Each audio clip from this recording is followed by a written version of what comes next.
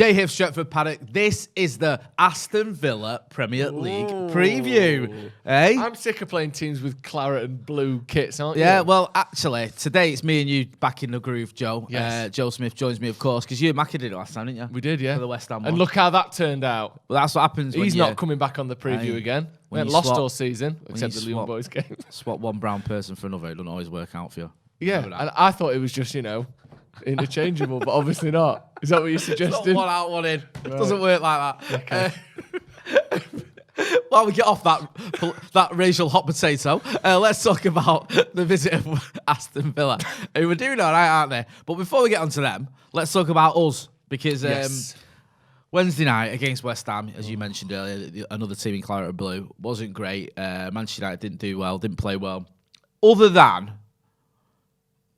one youngster. Call him a youngster. He don't feel like a youngster anymore because he feels like he's been around for ages, but he is a youngster. He's still a teenager. Mason Greenwood. Yeah. He came on. Was fantastic, I thought. Yeah. Caused them all sorts of problems. I actually felt sorry for him. Yeah. I feel like a bit of a, fatherly attitude towards him. Like, he doesn't deserve this. He deserves better. He deserves better than to be brought on and having to change it all by himself. Yeah, and it was. And we'll get into our predicted 11s a little bit later on, but just as a bit of a plot spoiler, we've both put, I think, Greenwood in our teams. Yeah. Because I've put him in, and I'll let you explain why, because he's playing so well. I think he's, 3 Premier League goals already this season. Mm-hmm. Saw on Wednesday night what a talent he is. Not that we needed reminding of that, we know it. Will always cause problems and can play on that right-hand side if Ronnie's down the middle.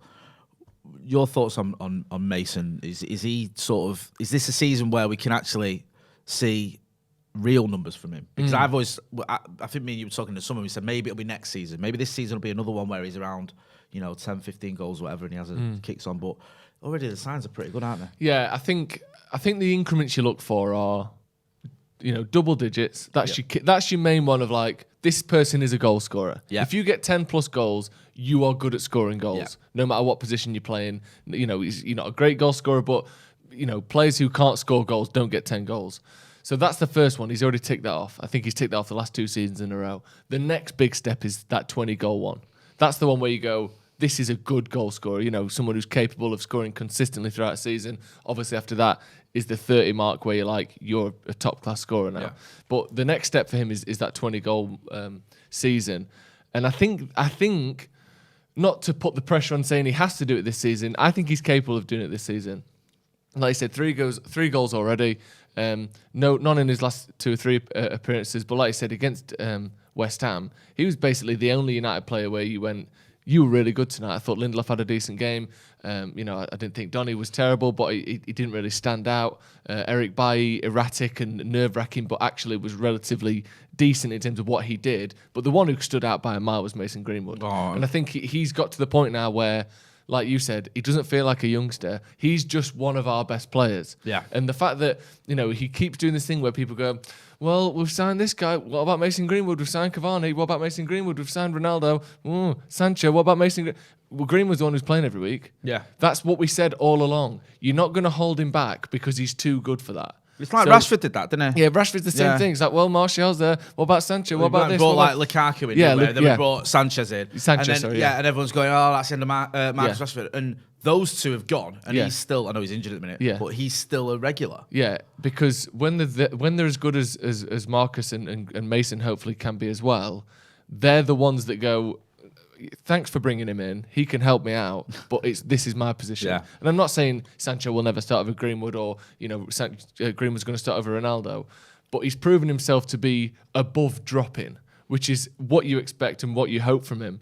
But yeah, he came on and he just looked another level to everyone else. The composure, he's really adding a lot of, his footwork is improving massively. His dribblings are excellent. His movement and his running. That ball from Donny was a brilliant pass. But the movement on that, and he's unlucky not to get the goal as well. Basically, United's best chance of the game happens as soon as he comes on. Really impressed with him this season. And I think, like you said, we can go from being 10 plus goals. Yeah. I think this could be the season where we're looking at that 20-goal barrier as like, go and prove it. You're a real top striker now. Couldn't agree more. And also, the crowd were loving him. He proper got the crowd on the feet. Sorry, when he came on. It's McTominay and Fred, because they've been a sort of a mainstay almost of Ole Gunnar Solskjaer's team for the last sort of 18 months. Yeah. And everyone was thinking this might be the season where with Varane coming in, we might drop down to one holding midfielder. But we saw it recently, didn't we? The trip to Upton Park, show me age. Trip to London Stadium, McFred was back. What are your thoughts on McFred? Because for me, I think Ole Gunnar Solskjaer does what I use a 4-3-3. Yeah. I think he's just lacking that out-and-out DM. And I think that the one potential sort of answer to that problem could be Scott McTominay on his own. I think out of the Matic, McTominay and Fred options, if you're going to play one of them on their own, I think it's McTominay. I think Matic is too old. I know he played against Newcastle, but the fact he played against West Ham in the League Cup makes me think he's not going to play for this one. And also Fred, I don't think you trust Fred on his own in midfield. That's just a recipe for disaster. No. Where do you stand on it? Do you think he still has to play McFred because he hasn't got that out-and-out DM? Yeah, I think he does. And what I would say as well is the game against West Ham in the league, the one we won, I think was by far Fred's best game this season. I think because he's got almost this like, Ollie laughs at him. He's got this sort of cute kind of he's the sort of, I don't even know, like you can joke about him and laugh about him because isn't he going to take free kicks? What a silly bloke, and he gives the ball away and he's a bit clumsy and all these things. People forget that like they've got a partnership together. You talk about centre-back partnerships all the time. You talk about midfield partnerships down the years. I'm not comparing it in any way the quality, but you think midfield partnerships, you think Keane, Scholes. They knew each other inside and out. And obviously, Fred and McTominay are nowhere near that. I'm not even comparing the quality, but I'm saying people almost forget that they play better when they're together because they know each other's game. People, it's like, it's just Fred, so put Pogba there, put Matic there, put Van der Beek there, and he'll be all right to just be, at his best no matter who he's playing with. I think Fred and McTominay is our best midfield too, as it stands. Yeah. I think we can improve on that. I think to improve on that, we have to go into the transfer market. I don't think we have, especially against the likes of West Ham away, and even Villa, who have started really well this season. Yeah. I think our best option at the moment, unfortunately, but here we are, is McTominay and Fred. And I think Fred was much better against West Ham. I think McTominay, he gave the ball away a couple of times, but his driving looked great on the ball. His through balls looked improved. He's the sort of player that, as we keep saying, seems to improve a decent chunk every season. And he's got that, and he's got that because of his age. Yeah. You think that, and the fact that you said he improves a chunk every season. Yeah. He might not be at his ceiling yet. Matic is past his ceiling. Yeah. He's on the way down. And Fred is probably at his ceiling. And the question for that is that good enough? Yeah, and it's not good enough. No. Fred's ceiling isn't good enough. He's never going to be a top midfielder, let alone one of the best in the world. He's never going to be a top level midfielder. But I think those two together, like I said, as it stands, is our best option, especially in the bigger games. Unfortunately, that has to be the case, but I think Pogba doesn't do his defensive duties well enough to play alongside either of them in those bigger games. And I don't think that Matic, like you said, is going to get any better now, and he can have a stinker on any given day. So as much as it pains me to say it, I think those two in there, based on that West Ham game, have proven themselves to be the best option. Yeah, I can completely see where you're coming from on that one, and I'll show you why in a minute. We'll get down to our predicted 11s. We'll start with yours. Show us the team you think Ole Gunnar Solskjaer is going to pick. You've been quite good at this recently, you. We'll have to get the ticker back soon to have the leaderboard. Tell us who you think is going to start. I'm pretty sure Aston Villa. I'm pretty sure this is the team that started last week. This is the team I want to go for anyway. It's De Gea. It's the back five. We know the back five at this point, which I like that we can say that. By the way, it's been a while since it's you said really that. Good, yeah. Because whether it be centre backs coming in and out, goalkeepers coming in and out, whatever.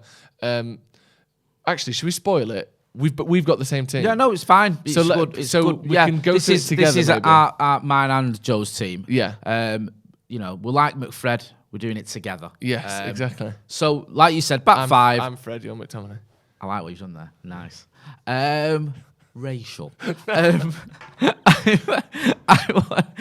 got the back five sorts itself out, which is, like you said, such a relief to be able to say that. Yeah. And I think that Dean Henderson, while he did okay against West Ham, I don't think he's done enough to make Ole Gunnar Solskjaer change his mind, because David De Gea has been on fire this season. Moving into midfield, then McFred, we've already discussed, so there's no need to sort of hammer that point home. Now, we've both got Paul Pogba on the left. Is that because he's better there? Is it because Bruno's slightly better in the 10? Is it because you can't trust him alongside McTominay or Fred, which you could sort of touched upon? Why have you gone for him there? I've gone sort of a bit of everything. Right, I know he's got this 7-goal thing this season, 7 assist thing, which is obviously incredible. So keep him doing what he's doing. First of all, let's not say that he needs to replace Bruno, but he doesn't have the finishing of Bruno Fernandes. We know that Bruno Fernandes is basically a striker's level finisher, isn't he? Yeah, he's sensational finishing inside the box, outside the box. We've seen a few times Paul Pogba inside the box. He isn't Bruno Fernandes. Do you know what? It really sort of disappoints me a bit with Pogba because he's so good. Yeah. He's so talented. He is legitimately one of the best players on the planet. Yeah. Yeah, his finishing ain't all that. No. And it's weird because he can ping a pass 70 yards on either foot. He's probably the most two-footed player I've seen in years, other than Mason Greenwood. Yeah. Yeah. His shooting, yes, he scores some great goals, but other than that one season where he was taking penalties, his goal-scoring record, even going back to his Juve days, ain't all that. No. He doesn't get a lot of goals, and he should do because he's so good. That's the point. You think of his chances inside the opposition box as well. Was it Leeds, the first one this season? Where he went round the keeper. He sort of shimmied round the keeper, didn't he? It wide. I was celebrating, mate. Yeah. Sounds like you're in the ground.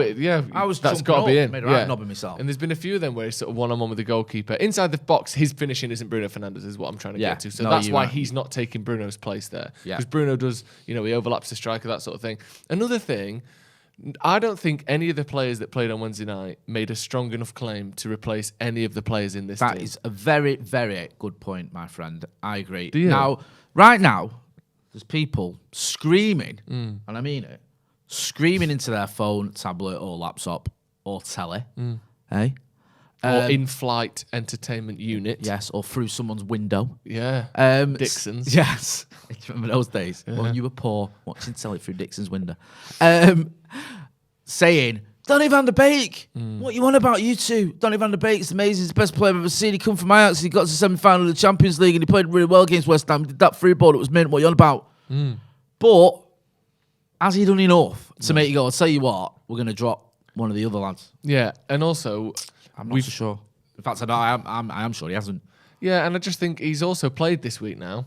So there is that as well. Yeah, and not like, we can't play twice in a week, but at the start of the season or end of last season, BT Sport came out and said, we won't put anyone on the 12:30 kickoff on Saturday that played a Champions League game on Wednesday. Right.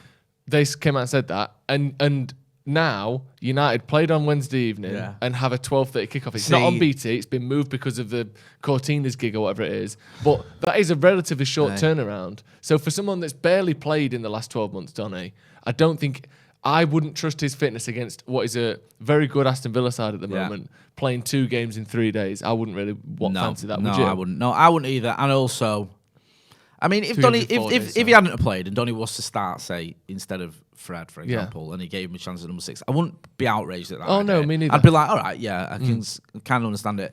But I'm not quite on the Donny FC coach just yet. But now McTominay's back, we can experiment with that. Because I don't think Donny and Fred works. No. I don't know if Donny and Matic works because of Donny's legs. I think Donny and McTominay could work. I'm not saying stick with Fred and McTominay forever, by the way. Can I tell you something? This is almost irrelevant. It's slightly relevant. But on Wednesday night, in the League Cup game, I was in obviously the Stretford and the CRA, and Phil Jones came running down and started warming up near us. And obviously everyone's trying to be positive towards Phil Jones. We've been doing it for a little while, but everyone's finally got on it because he's been open in interviews and everything. So everyone started like applauding and cheering and giving him a really, sort of like proper reception.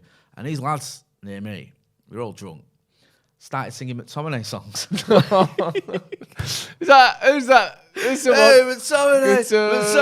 McTominay. Oh, the other one as well. And then my mate was like, lads, it's Phil Jones. And they were like, Oh yeah. Oh, it is, shit. Phil Jones. Trying to remember if Phil Jones. Always believe in Phil Jones. He got the power to know you're indestructible. Not for the last 2 years. Right, let's move on swiftly anyway. Yes. You've spoken about Mason Greenwood. Yeah. You've spoken about... we don't need to speak about Cristiano Ronaldo because that would be just stupid. If you don't know anything about Cristiano Ronaldo, then lay off the... Get a life. Yeah. Let's talk about Aston Villa. Now, Aston Villa have got a young lad playing for him. called Leon Bailey. Yeah. Now, me and you, Joseph, we're like journalists. We're not like journalists, we are journalists. So when we were linked, Manchester United were linked with Leon Bailey. We didn't just go, we're linked with Leon Bailey, let's just Google about Leon Bailey. Let's look at his stats from the German league. Like we do with everyone else we're linked to. Don't spoil it. Yeah. We said, hang on a minute.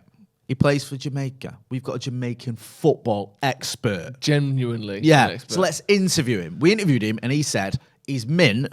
Yeah. Simon Preston, by the way, thanks for coming on the channel. If United signed him, he'll do a job at United. He's a great player. But we were like, he's a backup option if we don't get Sancho, but we all want Sancho. He's gone to Villa, doing really well so far, isn't he? Sort of think, is it a goal and assist? Yeah. He might not start this game because he picked up a bit of a knocker thing against Everton, I think it was.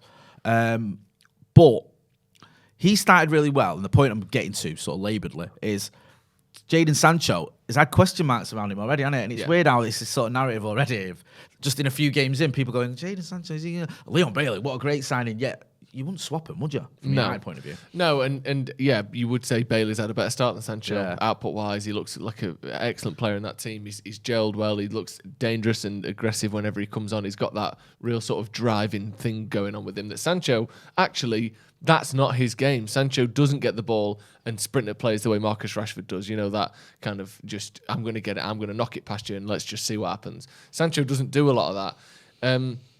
He did a little bit more of it against West Ham, and I thought it to good effect, actually. But he's not had the best of starts. But again, what are we, 6 games into the season? Like, the idea that people are talking about, I saw people on Twitter, and I've just started muting everyone. I used to just scroll past it, and now I just mute everyone. I do. Just you know what? My Twitter is my own little echo chamber. Yeah, I want that. Yeah, I don't. People talk about echo chambers like the bad thing. I just want to have a laugh. People, with like-minded people. Yeah. And like, you see all these, because Twitter pushes topics for you that you've never subscribed to. So I'm getting Chelsea fans on my feed all the time going, and you said Havertz was washed after 5. Stop using all these internet words all the time, like washed and all this shit. Because you never say that in real life. No one says that. And then it's like, you like Havertz, no one's comparing the two. Shut up. Just leave me alone. So he's muted. Don't even know who he's called, but I'm sick of That'll it. Be with CFC underscore Havertz. Yeah, with a picture of Havertz as his thing. 2001 or something. Yeah, and I just think like, oh no, that was it. Havertz scored a hat-trick in his Carabao Cup debut, and you said it didn't count. You wouldn't mind that for Sancho now, would you? Who said that? Why am I seeing this tweet? I didn't say it didn't count. Even if I did, argument piss ever off. as well. Yeah. One person did one thing, so therefore everything another person does is in relation to this one event. That isn't the world, I'm afraid. I think Sancho's going to be fine. He played midweek. I don't think he was bad against West Ham.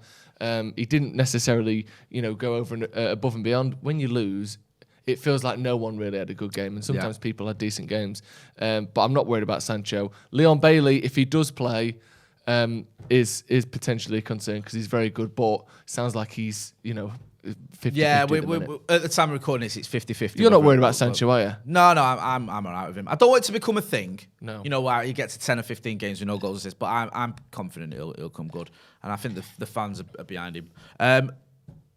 Moving on quickly, we round this up now. Score predictions, what's the score going to be? Don't lie to me.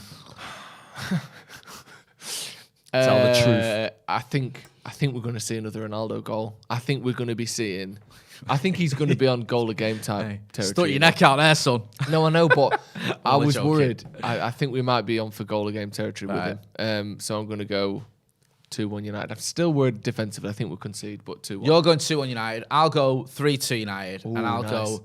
I think we won't see a goal from Ronaldo. He's sticking your neck out there, right? I'm going to be controversial. I think we're going to see 3 from Mason Greenwood. Ooh. There you go. Why not? Let's get mental. That's Joe Smith. You know where to find him. Joe Smith 93. Make sure as well you're checking out the merchandise we've got on the channel. Paddockmerch.com. There's a link in the description. Go and check that out. And if you're not doing, subscribe to the channel. We want to get to 700,000 subscribers.